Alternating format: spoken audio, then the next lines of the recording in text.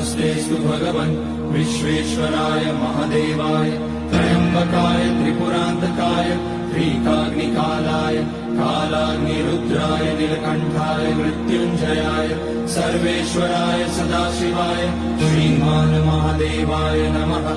ॐ नमः शम्भवाय च मयोभवाय च नमः शङ्कराय च मयस्कराय च नमः शिवाय च शिवतराय च।